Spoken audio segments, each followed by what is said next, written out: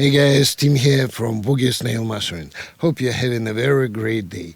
In this video, I speak about internal WaveLab processing with internal Steinberg tools. In other words, I will master a track using only WaveLab stock plugins. So before we start, please remember, if you have a mix that you need mastered, request a quote at BSMastering.com and receive 50% of your first order. I would also very much appreciate, guys, if you subscribe and hit the notification bell to support my channel. It helps me to bring more videos. And now, let's get started.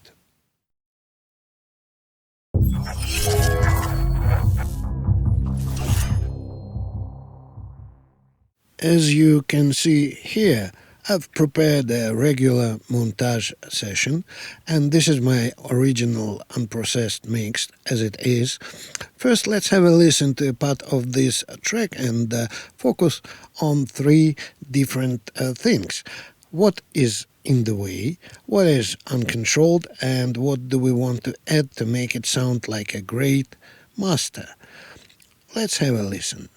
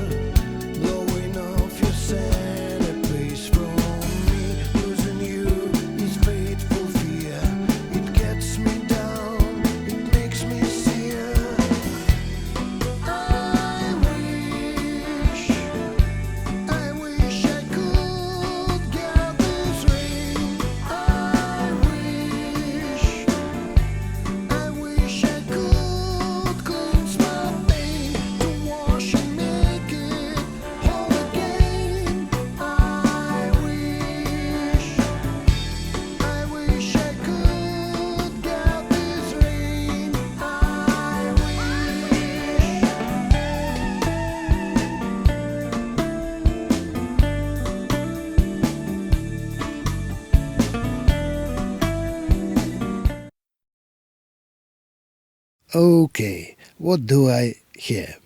Just quite a few things.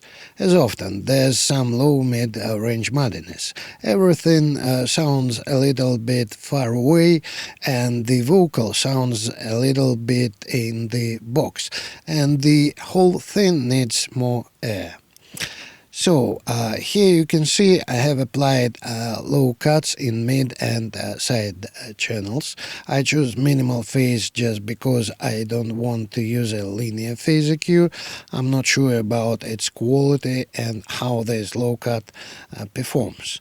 Therefore, in this case, I prefer to go with a minimal phase using 6 dB per octave slope because it has 90 degree of phase shift on the very low end, so it can make no drastic trouble in the lower range. So I set low cut on the mid channel at 20 Hz and I set low cut on the side channel at 100 Hz to produce a tighter, more defined bass overall.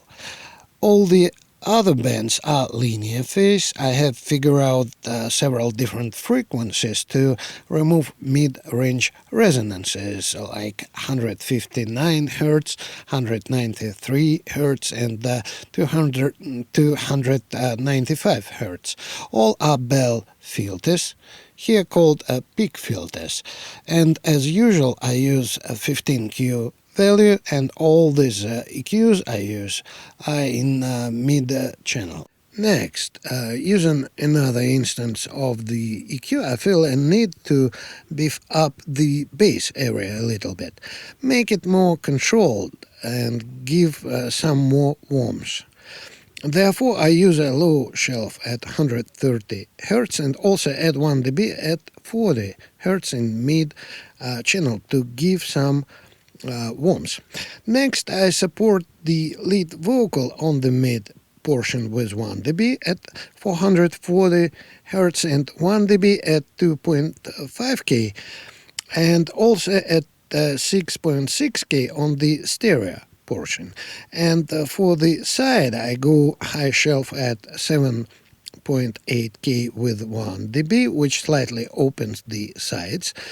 The mix is already wide enough, so I don't need to support it drastically. And finally, I try to drag some highs at 20K with broad bell value.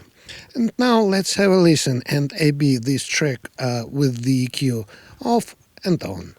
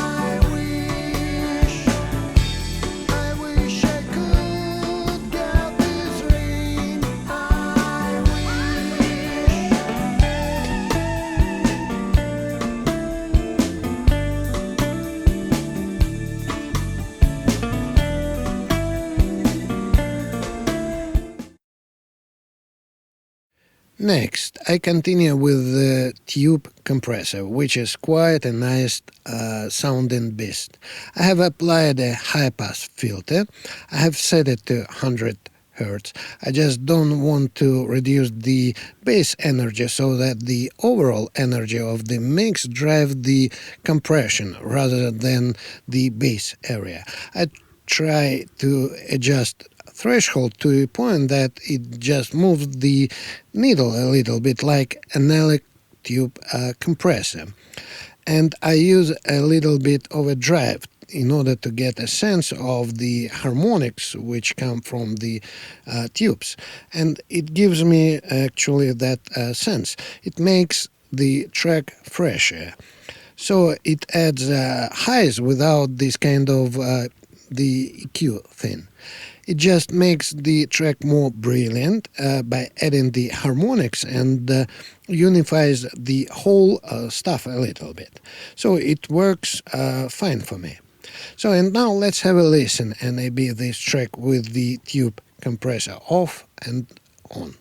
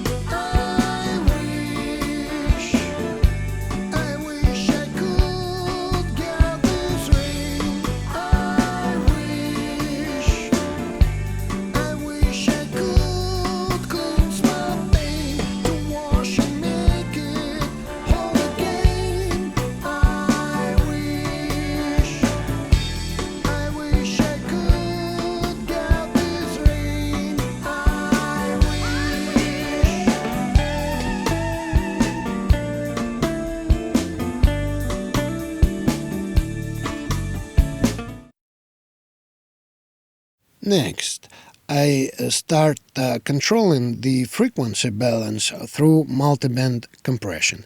In particular, I compress only the low band. I just want to add some solidity in the bass and to help in respect to both the use and allocation of sound energy. It also helps me to create an even dynamics in the bass spectrum so that the bass has a consistent contribution to the low end. Ratio 2:1, attack and release time at 100 milliseconds, and my compression region is between 20 and 150 hertz. So now let's have a listen and A/B this track with this multi-band compressor off and on.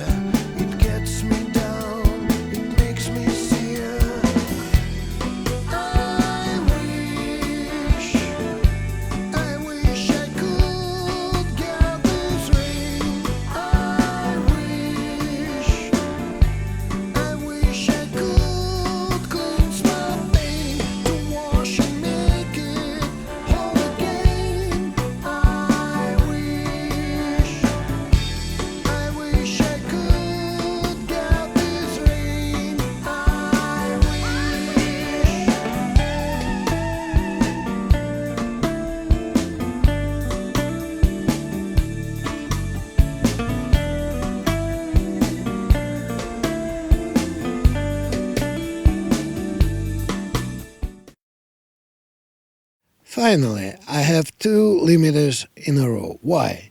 This is because the design of the brick wall limiter is a kind of fancy in that sense that it doesn't have an input and output gain.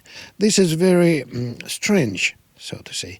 So I need, therefore, first I put a regular limiter, which is no brick wall limiter, to increase the input. So on both limiters I set auto release, and output ceiling is minus 0.5. So and now finally let's A/B this track with these two limiters off and on.